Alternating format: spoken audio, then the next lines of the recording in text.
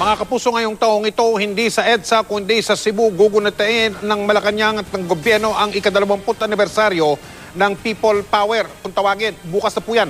Kaya ang ilang pangunahing mga personalidad dun sa orihinal na tinatawag na EDSA Revolution daw, gaya ni dating Pangulong Fidel Ramos, hindi makadadalo. Nakatutok si Mark Salazar. Nakakapanibago ang selebrasyon ng People Power 1 sa EDSA Monument. Masyadong simple kung hindi man masasabing nakakaawa. Walang tao para makidiwang. Si dating Pangulong Fidel Ramos lamang ang main character na dumalo para sa reenactment ng tradisyonal na salubong. Ito, salubungan ha. Diyan kayo makantay. Pero kung gusto niyo mag-cover sa kansa, ay sumama kayo. Kalahati sa civilian, kalahati sa militaryo, okay? Kung sa bagay, bisperas pa lang naman ngayon ng EDSA 1. Pero bukas sa Cebu dadalhin ng Malacanang ang paggunita sa ika-28 taon ng unang EDSA. Bukas, wala ako sa Cebu.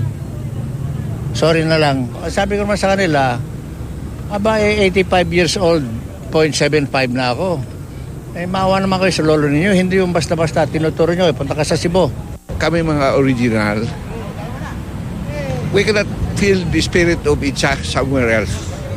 Because this is where the whole thing started. In the spirit of Itza yun eh. I don't know what kind of spirit is it.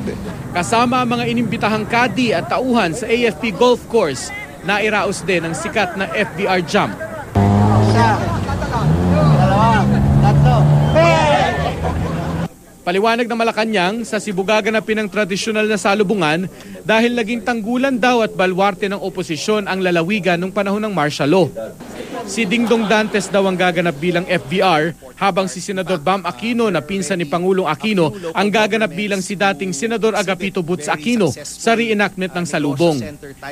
Pero hindi maiwasan ang mali siyang kaya ba wala si FDR sa planong selebrasyon ay dahil sa bali-balitang namumuo umano ang alyansa sa pagitan ni FDR ng United Nationalist Alliance o UNA ni na Vice President George Marbinay at puwersa ni dating Pangulong Gloria Arroyo para labanan ang Liberal Party sa 2016.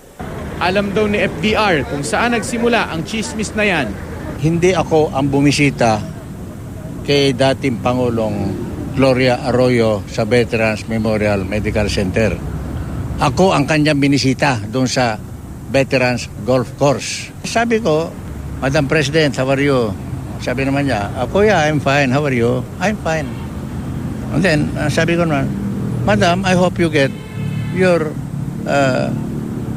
Christmas and New Year break to spend the holiday with your family. Ganon lang ang sinabi ko. Hindi niya rin inaasahang dadalo ang isa pang main character ng EDSA 1, si Senador Juan Ponce Enrile, na nadadawit naman ngayon sa pork barrel scam. Basta kasama ko yan sa EDSA. Tungkol naman sa kung anong sinasabi sa media, no comment na lang ako. Mark Salazar, Nakatutok, 24 Oras.